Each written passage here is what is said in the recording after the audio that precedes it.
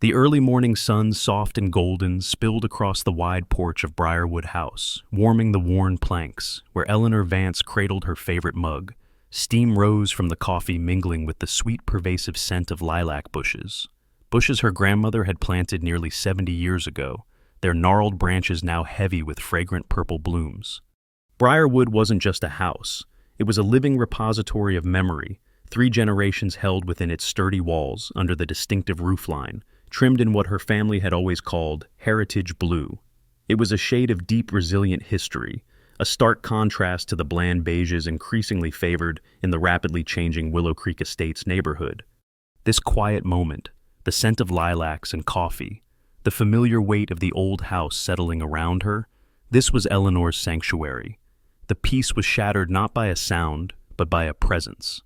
A sleek, aggressively modern SUV pulled silently to the curb, and out stepped Victoria Sterling, dressed in sharp, expensive athletic wear that looked like it had never seen a bead of sweat. Victoria moved with an air of crisp authority that always set Eleanor's teeth on edge.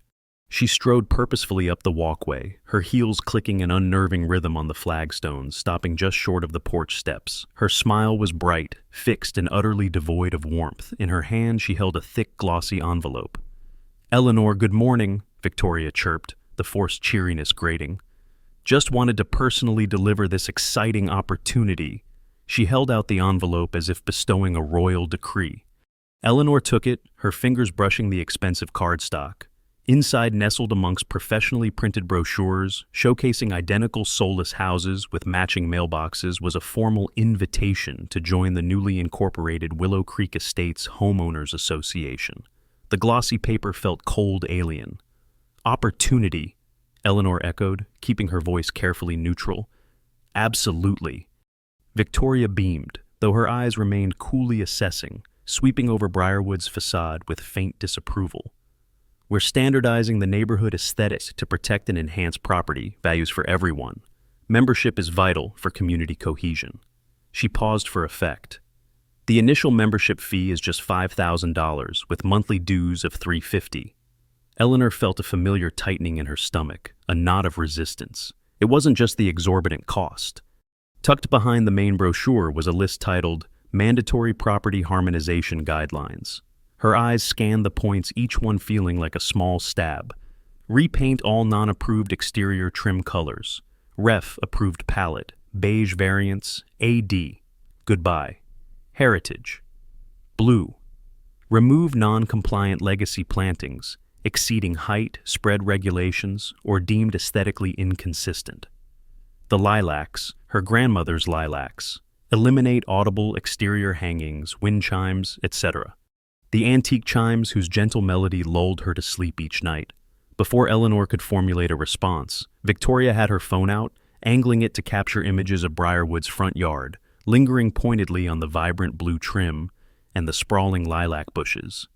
"Just documenting the current landscape for the HOA Architectural Committee files," Victoria stated smoothly, though it felt like a violation, an act of surveillance under the guise of neighborhood pressure.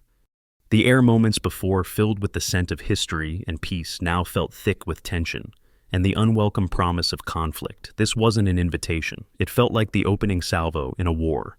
Eleanor never wanted to fight a fight for the very soul of her historic home. Later that afternoon, after the unsettling encounter had cast a pall over her day, Eleanor retrieved a carefully preserved copy of Briarwood House's original deed from her grandfather's old mahogany desk.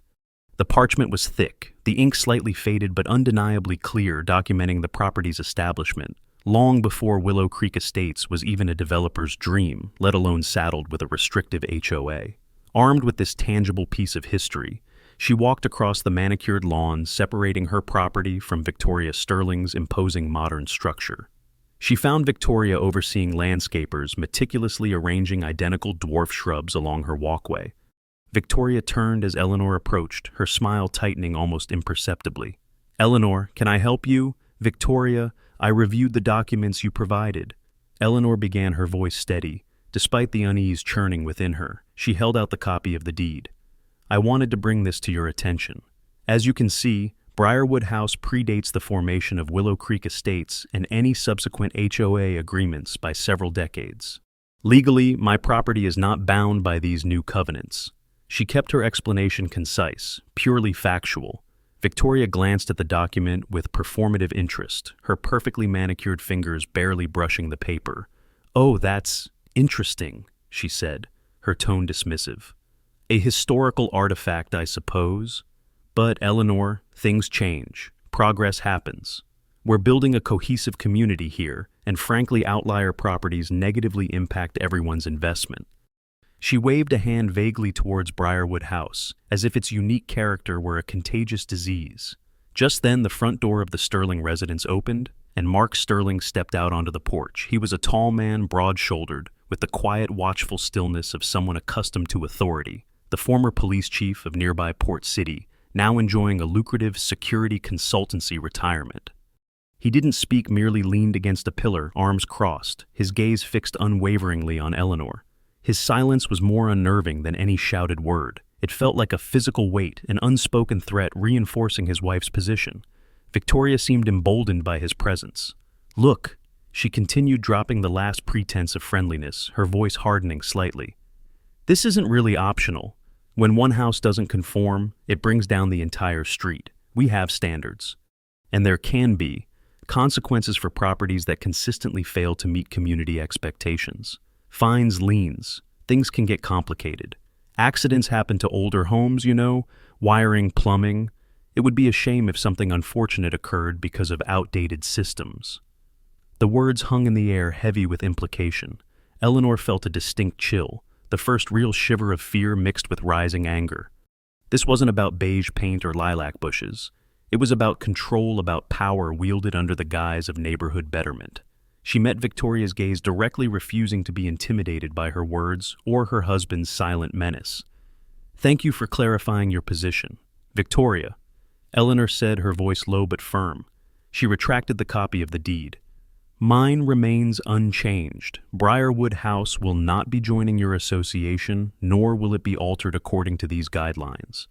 She turned, feeling Mark Sterling's eyes follow her every step back across the lawn. The lines of battle now clearly, irrevocably drawn in ink and unspoken threats. The first official notice arrived a week later, slipped under her door rather than mailed. It was printed on heavy HOA letterhead, citing a violation. Presence of non-approved decorative lawn ornamentation. Eleanor frowned, scanning her yard. The only object remotely fitting that description was a weathered stone garden gnome tucked away near the old oak tree, a whimsical gift from her late nephew years ago. It had sat there unnoticed for a decade. The accompanying fine was a stinging 150 annoyance ward with a grim understanding. This wasn't about a gnome. It was about finding leverage, however petty. Eleanor photographed the notice, the gnome in its place, and filed everything meticulously in a new folder labeled HOA Correspondence. The following Tuesday, during an important video conference call for her work as a freelance historical researcher, a deafening roar erupted outside her home office window.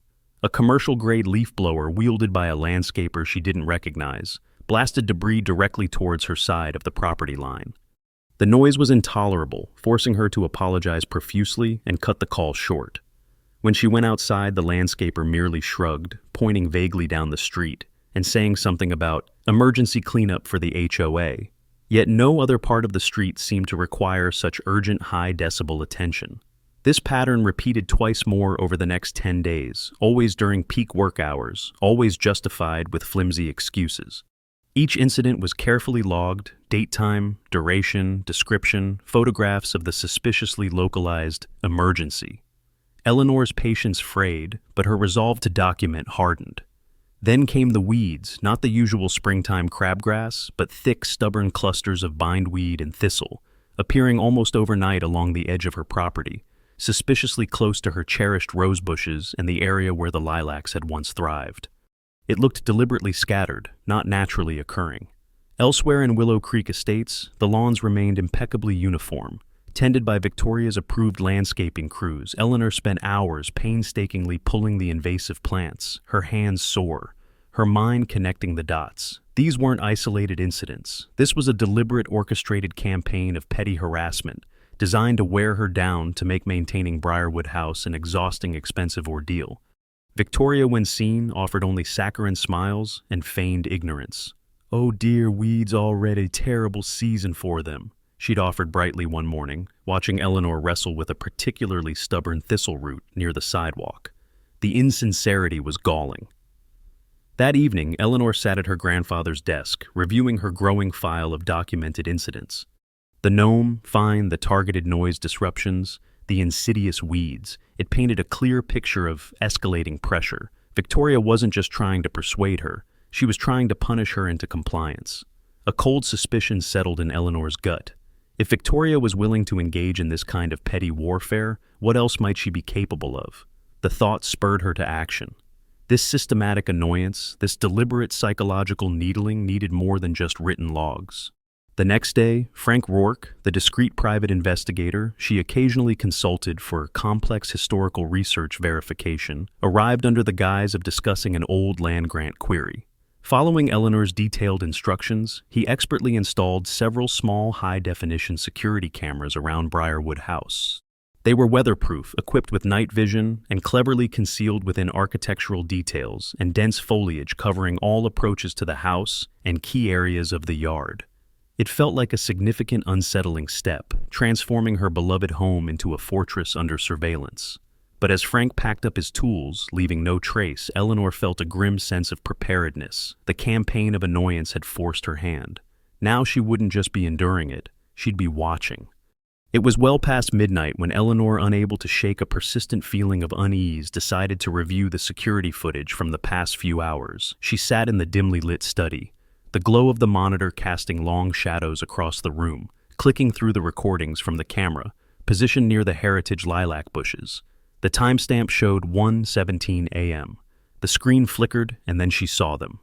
3 figures moving stealthily under the cover of darkness, illuminated intermittently by the weak moonlight. Filtering through the trees, Eleanor leaned closer, her breath catching in her throat. The figures were unmistakable. Victoria Sterling dressed in dark clothing, her husband Mark, his large frame easily identifiable, and another man Eleanor vaguely recognized from HOA meetings. They carried backpack sprayers, the kind used for pesticides or herbicides. The footage was chillingly clear as they moved directly to the base of the ancient lilac bushes. Her grandmother's lilacs, the ones Victoria had demanded she remove, deliberately, they aimed the nozzles low, soaking the soil around the root systems and the base of the woody stems. They worked quickly, efficiently, like a practiced team, casting furtive glances toward the street, before retreating back towards the Sterling property line, as silently as they had appeared. A cold fury mixed with a profound sense of violation washed over Eleanor. This wasn't just property damage, it was a desecration. Those lilacs were more than plants. They were living connections to her past, to the grandmother who had taught her to garden. In that very spot, watching the footage felt like witnessing an assault on memory itself. She saved the recording, making multiple secure backups, her hands trembling slightly, not with fear, but with controlled rage. The next morning, Eleanor approached Victoria, who was directing her landscapers near the shared property line. Eleanor kept her voice level, betraying none of the turmoil she felt. "Victoria, I need to talk to you about my lilac bushes." Victoria turned, arranging her features into an expression of mild concern. "Oh, is something wrong, Eleanor? They haven't looked particularly healthy lately, have they?" "They looked perfectly healthy yesterday," Eleanor stated flatly. "This morning the leaves are already showing signs of distress, and there's a chemical smell near the roots." Victoria put a hand to her chest in a gesture of exaggerated sympathy. "Oh dear, that sounds worrying. Perhaps it's some sort of aggressive blight, or maybe root rot. These older plantings can be so susceptible." The HOA is actually quite concerned about diseased plants potentially spreading. Before Eleanor could respond, Mark Sterling emerged from their house and walked purposefully towards them, stopping beside his wife. He didn't smile. His presence was instantly imposing, a silent physical warning. "Is there a problem here?" he asked, his voice low and gravelly, his eyes fixed on Eleanor. "Eleanor is concerned about her bushes," Victoria said, looking up at her husband with a helpless air that Eleanor knew was entirely false. Mark's gaze remained on Eleanor. "Sometimes," he said slowly, his voice carrying an unmistakable undercurrent of menace. "It's best to just remove problematic things before they cause bigger issues for everyone. Trying to hold on to things past their prime, it rarely ends well." The implication was clear. He wasn't just talking about plants. Eleanor met his hard stare, refusing to look away. The anger inside her burned hotter, but she clenched her jaw, reminding herself of the crystal-clear footage stored safely away. Revealing her hand now would be premature. "Thank you for your assessment, Mark," she said tightly. "I'll handle my own property." She turned and walked back towards Briarwood House, the image of the midnight assault seared into her mind. The violation felt intensely personal, cutting deeper than any fine or petty annoyance. Victoria and Mark had crossed a line, escalating their campaign from harassment to outright malicious destruction. And they had no idea she had watched it all. Within days, the vibrant life drained from the heritage lilac bushes. The leaves curled inwards, turned a sickly brown, and began to drop, carpeting the ground beneath the brittle branches. The sweet fragrance that had always defined Briarwood's spring mornings was gone, replaced by a faint lingering chemical taint near the soil. Seeing the withered remains each day was a fresh stab of grief for Eleanor. It felt like losing another piece of her grandmother, another tangible link to the past. Willfully destroyed, the quiet sadness coalesced into a cold, hard knot of determination. Documenting Victoria's petty campaign was no longer enough. This deliberate destruction demanded a more proactive response. Eleanor made a call she hadn't expected to make regarding her home life. Frank Rourke, the ex-detective turned private investigator, whose sharp mind she'd relied on occasionally to verify obscure details in complex historical cases, listened patiently on the other end of the line. She didn't reveal her suspicions about the specific culprits, yet framing it, instead, as escalating targeted harassment potentially aimed at devaluing her property, mentioning the suspicious pattern of disruptions and the final act of vandalism against the lilacs. "Frank," she said, her voice tight with suppressed emotion, "I need more than just my own notes. I need someone to look into the background here discreetly. Something feels fundamentally wrong in Willow Creek." If Frank, ever the professional, and sensing the gravity beneath her, measured words, agreed without hesitation. He began where Eleanor couldn't easily tread, the labyrinthine corridors of the county records office and online databases. Within a week, he reported back with findings that sent a fresh wave of dread through Eleanor. "There's a pattern, Eleanor," he confirmed, his voice grim over the phone. "Over the past 2 years, 3 other properties in your immediate vicinity, whose owners initially resisted the HOA, faced a sudden spate of mysterious issues. Unexpected code violations citing structural concerns, anonymous complaints about neglected upkeep, even one small contained electrical fire ruled accidental. In each case, the pressure mounted until the owners sold. Sold to whom?" Eleanor asked, already suspecting the answer. "All 3 were bought significantly under market value by the same LLC," Frank replied. "Sterling Development Group registered agent, a law firm known to handle Victoria Sterling's business affairs." The connection solidified Eleanor's worst fears. This wasn't just neighborhood tyranny, it was potentially a coordinated scheme to acquire property through intimidation and sabotage.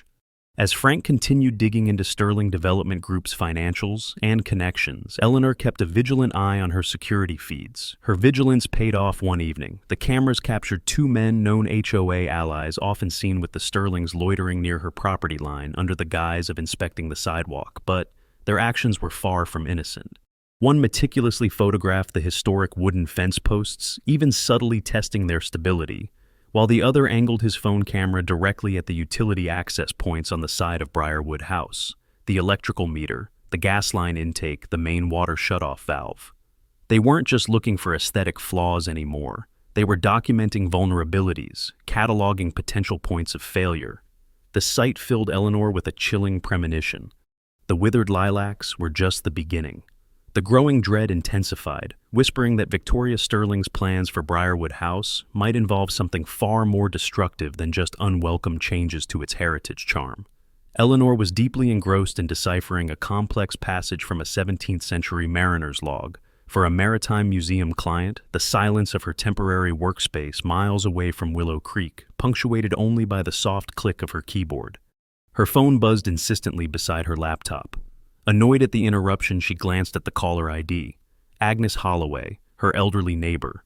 A prickle of unease went through her as she answered. "Eleanor, oh, Eleanor, thank God I reached you." Agnes's voice was thin, panicked. "It's Briarwood, oh dear Lord, it's on fire." The words hit Eleanor like a physical blow. Disbelief warred with a sudden sickening certainty. Fire.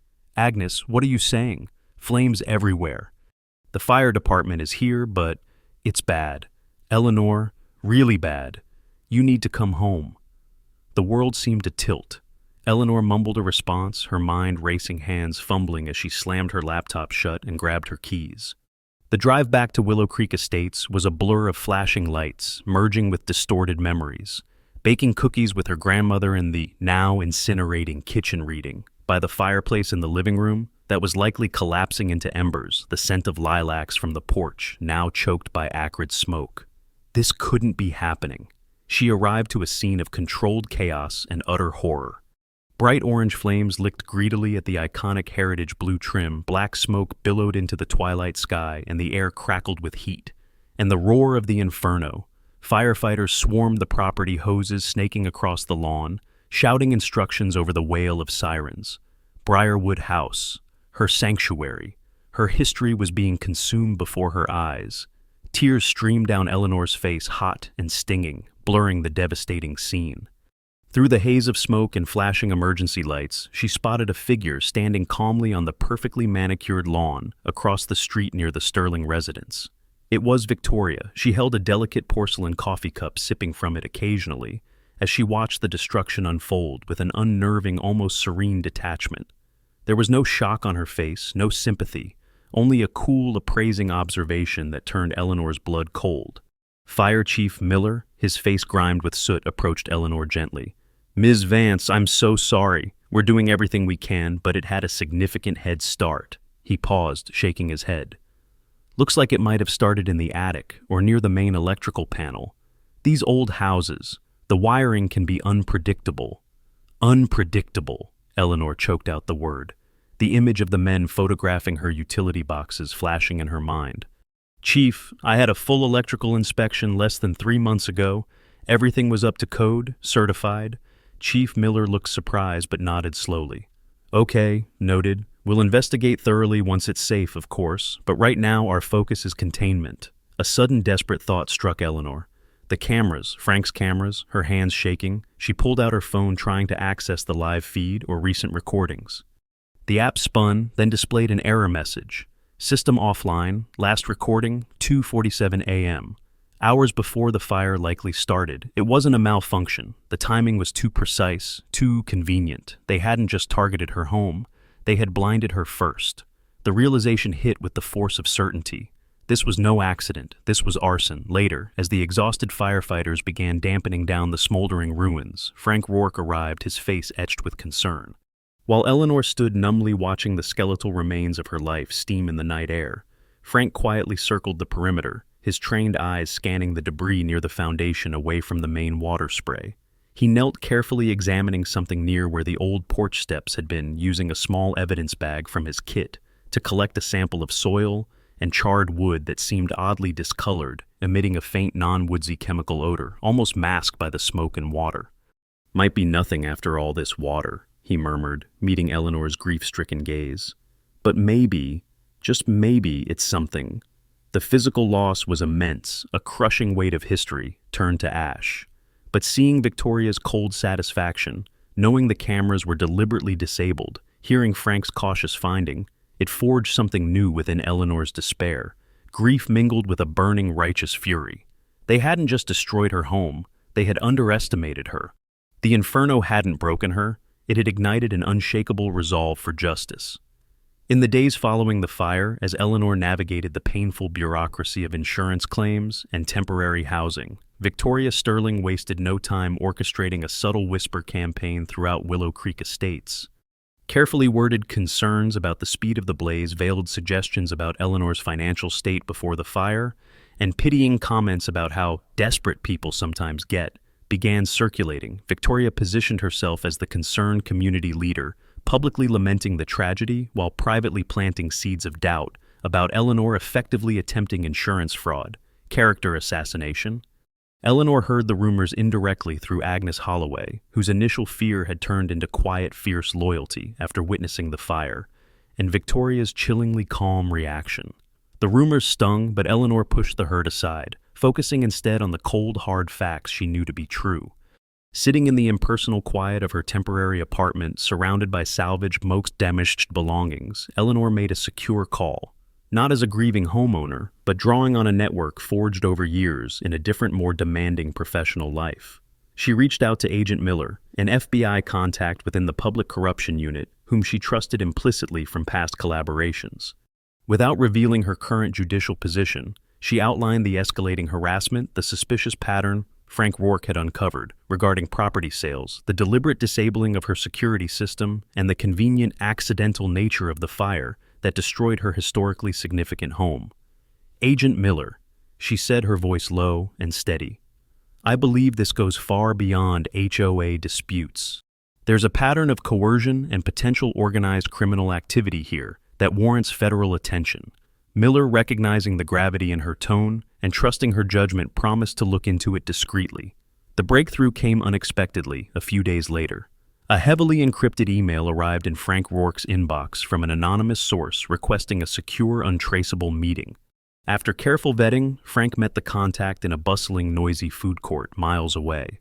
A pale, visibly terrified woman who introduced herself as Isabel Moreno, Victoria Sterling's former bookkeeper. Her hands trembled as she slid a small USB drive across the table. She made me move the money," Isabel whispered, darting nervous glances around. After each incident, funds went from Sterling Development Group to offshore accounts, then back as consulting fees. And Mark, he made calls. Things just disappeared from police records. Old complaints, preliminary fire reports from the other houses, gone. She explained she'd quit weeks ago, fearing she was becoming too deeply implicated, and had copied incriminating files before wiping her work computer. "She threatened me," Isabel added, her voice barely audible. "Said people who talk too much have accidents." Back in the relative safety of his own office, Frank analyzed the contents of the drive. It was a goldmine. Detailed spreadsheets tracked cash flows, aligning perfectly with the dates of the previous suspicious fires and subsequent property acquisitions by Sterling Development Group. Scanned internal memos hinted at Mark Sterling's influence, referencing specific case numbers that suddenly went cold. It painted a damning picture of financial fraud linked directly to the pattern of destruction. Simultaneously, Frank meticulously reviewed the security footage Eleanor had managed to preserve from the hours before her system was disabled on the night of the fire. There, captured clearly by a camera angled towards the Sterling's driveway, was footage from 2 evenings prior. It showed Victoria and Mark Sterling engaged in an animated discussion with a third man, Arthur Kensington, a notoriously aggressive property developer known for pushing controversial high-density projects through resistant communities. They huddled together under the porch light, pointing towards Briarwood House, their expressions intense. The pieces clicked into place with horrifying clarity. This wasn't just Victoria's personal vendetta or a simple land grab. It involved powerful players, financial manipulation, official corruption, and potentially serial arson. The conspiracy network was far larger and far more dangerous than Eleanor had initially imagined. Frank Rourke's next call to Eleanor crackled with suppressed excitement. "I found it, Eleanor," he said, his voice low but intense. "The final piece of the why. Deep in the city planning archives, filed under a vague infrastructure improvement proposal, is a plan for major road realignment and rezoning affecting the entire Willow Creek boundary. And guess whose property sits squarely at the intersection, making it the essential linchpin for Arthur Kensington's proposed luxury condo complex? Mine." Eleanor breathed, the cold realization settling over her. Briarwood wasn't just an eyesore to Victoria, it was a multi-million-dollar roadblock. Kensington likely couldn't proceed without acquiring her land, and Victoria using the HOA as her weapon, and Mark's influence as her shield, was his brutal instrument for clearing the path. The immense pressure, the escalating harassment, the arson, it all snapped into sharp, horrifying focus. Armed with this definitive motive and Isabel Moreno's financial evidence, Eleanor briefed FBI agent Miller again. The pattern of racketeering, corruption, and dangerous escalation was undeniable. Miller, recognizing the imminent danger Isabel might be in and the need for incontrovertible proof, proposed a high-risk, high-reward strategy, wiring Isabel for one final meeting with Victoria Isabel. Moreno was terrified, her face ashen, when Frank and Agent Miller laid out the plan. The thought of confronting Victoria knowing the woman was capable of arson, and likely worse, made her physically ill. Yet the memory of Victoria's casual threats, combined with the knowledge of the devastation, caused to Eleanor and potentially others, strengthened her resolve. Clutching a hidden recording device expertly concealed by an FBI technician, Isabel agreed, her voice trembling but firm. "She needs to be stopped," she whispered, "before she hurts someone else." The meeting took place at an upscale cafe far from Willow Creek, chosen by Victoria. Isabel played her part convincingly, feigning continued fear and hinting she might need financial help to stay quiet. Victoria, radiating smug confidence, took the bait. The hidden microphone captured every chilling word. "Relax, Isabel," Victoria purred, stirring her latte dismissively. "Everything is under control. The Briarwood situation, unfortunate but necessary. Kensington's project is moving forward now. Mark handled the initial fire report just like the others, clean. No loose ends." Isabel, following the FBI's coaching, pressed gently. "But what if something links back? People talk." Victoria leaned forward, her voice dropping to a venomous whisper, the cafe's background noise failing to mask the menace. "Let me be perfectly clear. You received your final severance. Keep your mouth shut, disappear, and you'll be fine. Start talking. Well, let's just say flammable liquids aren't the only way houses, or people, have accidents. Understand." The recording was perfect, chillingly clear. Victoria hadn't just confirmed the arson. She'd bragged about Mark's role in the cover-up and issued a direct, unambiguous threat against Isabel. Back at the temporary FBI command post, listening to the playback, Eleanor felt a grim satisfaction mingling with her disgust. They had it all. The motive. Kensington's lucrative development deal blocked only by Briarwood House. The means arson facilitated by Mark Sterling's official influence to suppress investigations and potentially tamper with evidence. The opportunity Victoria's absolute power within the HOA used to harass, intimidate, and ultimately justify targeting non-compliant properties. The full picture of the Sterling conspiracy network was laid bare, undeniable, and ready for exposure. The time for quiet investigation was over. The time for judgment was rapidly approaching. Victoria Sterling convened the emergency HOA meeting with practiced efficiency, transforming the sterile community clubhouse into her personal courtroom. She stood behind a lectern bathed in the unflattering fluorescent light, radiating an air of concerned authority. Most of the homeowners sat in arranged chairs, some looking uncomfortable, others nodding along dutifully as Victoria began. Agnes Holloway caught Eleanor's eye briefly from across the room, offering a small, worried nod before quickly looking away. "Thank you all for coming on such short notice," Victoria began, her voice smooth and modulated. "As you know, our community prides itself on maintaining exceptional standards, which directly impacts our property values." Her gaze swept the room before landing with faux sympathy on the empty space representing Eleanor's presence. Unfortunately, the recent tragic fire at the Vance property, while deeply saddening, has left us with an unsightly and potentially hazardous situation. She clicked a remote, and an unflattering photo of the charred Briarwood ruins appeared on the projection screen behind her. "This piece's condition negatively affects us all. Therefore, the HOA board proposes an emergency neighborhood revitalization assessment to fund the immediate clearing and securing of the lot." She named a significant sum, adding smoothly, "This ensures the burden doesn't fall solely on one homeowner during their time of difficulty and protects our collective investment." It was a masterful spin, framing extortion as community support. Just as Victoria was about to move to a vote, the double doors at the back of the room opened quietly. Eleanor Vance walked in. She wasn't dressed in mourning, nor did she look defeated. Clad in sharply tailored slacks and a crisp blouse, she carried an air of quiet composure that instantly drew all eyes. She carried a slim laptop bag. "Excuse me, Victoria," Eleanor said, her voice calm but clear, cutting through the room's expectant silence. "Before you proceed, I believe there's some relevant information the homeowners should consider." Victoria's perfectly sculpted smile faltered for a fraction of a second before snapping back into place. "Eleanor, we weren't expecting, well, this is an HOA matter regarding the current state of the property." "Precisely," Eleanor agreed coolly. "And understanding how we arrived at this current state seems pertinent.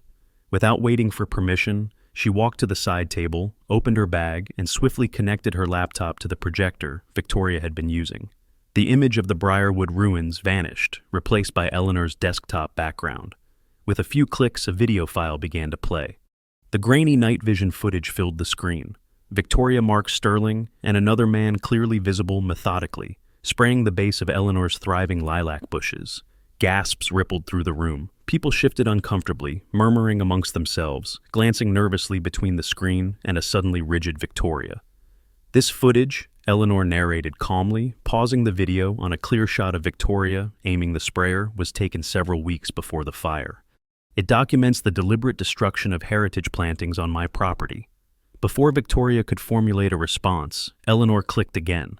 A series of still photographs appeared, close-ups of the HOA allies photographing her fence posts, then clear shots of them aiming cameras directly at her electrical meter and gas intake valve. And this, Eleanor continued, shows individuals associated with the HOA documenting utility access points just days before the fire, which according to the initial assessment may have originated near the main electrical panel.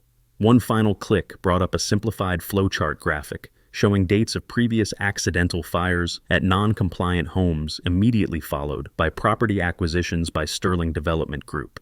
And this, Eleanor stated, suggests a rather alarming pattern connecting mysterious property damage with financial gain for an entity closely linked to our HOA president. Victoria finally found her voice laced with indignation. "This is outrageous, preposterous," she sputtered, stepping forward. "This evidence is circumstantial, likely doctored. Eleanor is clearly distraught and lashing out, trying to deflect blame." Eleanor simply met her furious gaze, letting the images on the screen hang heavy in the tense silence of the room.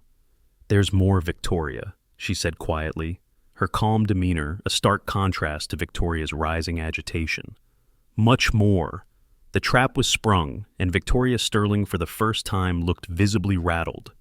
"This is nothing more than a desperate attempt to smear my reputation," Victoria declared, her voice rising, regaining some of her characteristic bluster. She turned towards the homeowners, attempting to reclaim control of the narrative. "Ms. Vance is clearly overwrought by her loss and is fabricating connections where none exist. This meeting is about addressing the blight on our street, not indulging these wild conspiracy theories." She gestured dismissively towards the projector screen, as if waving away the damning images. "Now, if we can return to the matter at hand, the assessment vote." "Actually, Victoria," Eleanor interrupted, her voice cutting through Victoria's attempted deflection with quiet authority. "We haven't quite finished with the evidence." She reached down into the laptop bag she'd placed beside the table. The room watched hushed as she withdrew not another file but a folded garment of heavy black silk. With deliberate, unhurried movements, Eleanor unfolded it. The murmuring in the room died instantly as the unmistakable form of judicial robes became apparent before the stunned eyes of her neighbors and a suddenly frozen Victoria Sterling. Eleanor Vance slipped the robes on over her blouse and slacks. The transformation was immediate and profound. The quiet homeowner vanished, replaced by the imposing figure of judicial authority. She stood taller, her gaze sweeping the room before settling firmly on Victoria. "Victoria Sterling," Eleanor announced, her voice resonating with a power no one in that room had heard before. "Allow me to introduce myself properly. I am Federal Judge Eleanor Vance." She paused, letting the weight of the title sink in.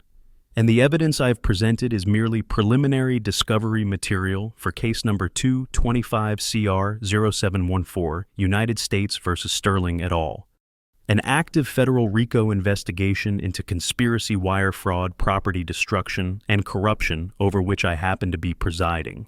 Victoria Sterling stared, her mouth opening and closing silently, like a fish gasping for air. The color drained from her face, leaving her complexion a pasty white beneath her expensive tan. Her carefully constructed world, her empire of petty tyranny and criminal enterprise shattered around her in that single devastating moment. The remote control for the projector slipped from her suddenly nerveless fingers and clattered onto the floor. As if on cue, the double doors at the back of the clubhouse burst open. Several figures entered swiftly, men and women wearing jackets clearly identifying them as FBI agents. Their faces were grim professional. Panic flickered in Mark Sterling's eyes, seeing the agents fan out. His instinct for self-preservation kicked in. While all eyes were locked on his wife's stunned paralysis, he made a sudden break for a side emergency exit. He didn't make it 3 steps before 2 agents intercepted him, tackling him to the ground with practiced efficiency. A startled cry went up from some homeowners. Other agents moved directly towards the lectern. "Victoria Sterling," one agent stated clearly, holding up his badge. "You are under arrest." She didn't resist, didn't speak, her eyes wide with disbelief as they gently but firmly handcuffed her hands behind her back. The woman who had wielded power so ruthlessly moments before now looked utterly broken, stripped bare of her authority and arrogance. In the shocked silence that followed, a single distinct sound broke the tension. Agnes Holloway, tears streaming down her face, tears not of sorrow but of profound relief, began to clap. Hesitantly at first, then joined by another neighbor and another. The applause swelled, filling the room. It was the sound of fear breaking, of years of intimidation, dissolving of a community, finally liberated from the shadow of Victoria Sterling's reign. Eleanor stood tall in her robes, a silent observer of the justice finally set in motion. The federal courtroom buzzed with anticipation, a stark contrast to the subdued clubhouse where Victoria Sterling's empire had crumbled. Though Judge Eleanor Vance had recused herself from presiding due to her direct involvement, she watched the proceedings intently from the gallery alongside Agnes Holloway and other Willow Creek residents. Victoria sat at the defendant's table, impeccably dressed but visibly diminished, the arrogance replaced by a brittle tension. The prosecution built its case methodically, brick by damning brick. Isabel Moreno took the stand, her initial nervousness giving way to a quiet, firm resolve as she recounted the financial manipulations Victoria had forced her to perform. Tears welled as she described the threats Victoria made, but her voice didn't waver as she authenticated the USB drive's contents. The spreadsheets tracing the illicit money flow from Sterling Development Group after each suspicious incident. And her testimony provided the crucial link between the fires and financial gain, validating the immense risk she had taken. Frank Rourke followed, presenting his findings with the calm precision of a seasoned investigator. He laid out the timeline of harassment against Eleanor, corroborated by her meticulous logs and security footage snippets. He detailed the discovery of the LLC, its connection to Victoria, and the pattern of acquiring properties under duress. He presented the analysis of the soil sample from Briarwood's foundation, confirming the presence of accelerant traces inconsistent with a simple electrical fire. His testimony connected the dots, transforming suspicious patterns into a coherent narrative of criminal conspiracy. Perhaps the most dramatic moment came when Mark Sterling took the stand. As part of a plea agreement, the former police chief testified against his own wife. His voice was low, devoid of its former menace as he detailed the scheme from the inside. How Victoria identified targets, how he used his contacts to suppress initial inquiries into the earlier fires, how they coordinated with Arthur Kensington, and how the arson at Briarwood House was planned. After Eleanor refused to yield, he avoided Victoria's gaze, focusing instead on the prosecuting attorney, his testimony sealing his wife's fate while securing his own lesser sentence. It was a stark portrait of loyalty, sacrificed for self-preservation. The prosecution also called witnesses Eleanor and Frank had identified from Frank's initial investigation, homeowners who had lost their properties years earlier under similar circumstances. An elderly man described losing irreplaceable family photos in a sudden garage fire, the day after refusing an HOA mandate. A young couple recounted baffling structural citations, appearing immediately after they contested an assessment, forcing them to sell their dream home to Victoria's LLC for a fraction of its worth. Their victim impact statements painted a heartbreaking picture of lives disrupted and dreams destroyed by Victoria's calculated avarice and abuse of power. In closing arguments, the prosecutor summarized the overwhelming evidence: the financial trail, the insider testimony, the pattern of intimidation and destruction, Mark Sterling's confession, and the chilling undercover recording. This wasn't about property values, the prosecutor declared, gesturing towards a stoic Victoria. This was about greed, control, and a callous disregard for the law and the lives of fellow citizens. It was a calculated abuse of power orchestrated for personal gain, hidden behind the veneer of community leadership. The scales of justice, once deliberately tipped by influence and intimidation, were now poised to deliver their verdict. The verdicts came swiftly, decisively. Guilty on all major counts: RICO conspiracy fraud, arson witness tampering. Victoria Sterling received a lengthy federal prison sentence, the judge citing the calculated long-term abuse of trust and the profound harm inflicted on multiple victims. Mark Sterling received a reduced sentence due to his cooperation, but still faced significant time behind bars. The other implicated HOA allies received varying sentences based on their involvement. Justice, though slow and hard-won, had finally prevailed. 6 months later, the early autumn sun cast a warm, gentle light on Briarwood House. It stood proud once more, meticulously rebuilt. A testament to resilience, the heritage. Blue trim gleamed freshly painted, a vibrant declaration against the crisp blue sky. On the porch, Eleanor Vance sat in her familiar rocking chair, savoring the aroma of her morning coffee. Below where the ancient lilacs had stood, a bed of hardy azaleas bloomed profusely. Salvaged cuttings Frank had miraculously found protected in a far corner of the yard, now thriving their bright pink and white blossoms, a symbol of tenacious new life. The sound of children's laughter drifted over from the house next door, the sleek modern structure once occupied by the Sterlings. It had been sold as part of the restitution settlement, and now a young family lived there. Their 2 small children were chasing a brightly colored ball across the lawn, their joyful shouts a stark welcome contrast to the tense silence that had once emanated from the property. Eleanor smiled, a genuine warmth spreading through her. The oppressive atmosphere of Willow Creek Estates had lifted. In place of Victoria's punitive HOA, a new informal community association had formed, organized by Agnes Holloway and other residents eager to foster genuine neighborliness. Their first event, a neighborhood block party, was planned for the following weekend to be held right there on the stretch of road connecting Briarwood House and its new neighbors. People stopped by Eleanor's porch now, not with suspicion or fear, but with friendly greetings, offers of surplus garden vegetables, or simply to admire the restored beauty of her home. Eleanor took another sip of coffee, reflecting on the tumultuous journey. The loss of her home had been devastating, a deep wound tearing through layers of memory and heritage. Yet from those ashes, something stronger had emerged. Not just a rebuilt house, but a renewed sense of community and a profound understanding of her own resilience. The fight had been costly, emotionally and physically. But watching the children play next door, feeling the easy camaraderie returning to the street, she knew it had been necessary. She glanced at the small gavel-shaped pen resting on the porch table.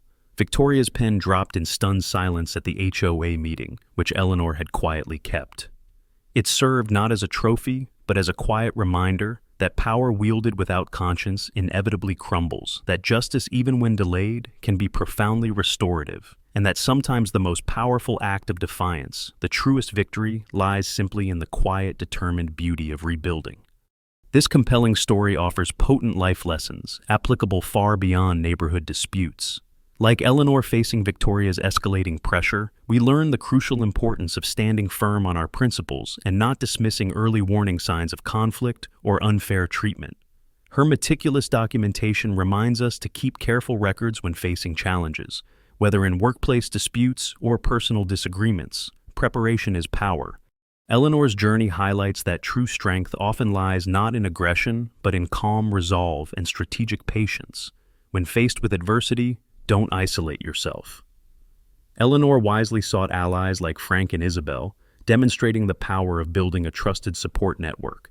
The story reinforces that while setbacks and even devastating losses like the fire can occur, resilience allows us to rebuild, often creating something stronger and more authentic in the process, just as the community reformed after Victoria's downfall. Remember, facing injustice requires courage, preparation, and often allies. By documenting facts, knowing your rights, seeking support, and acting with integrity, you can navigate difficult situations and emerge not just intact, but empowered, finding strength even in the ashes of adversity.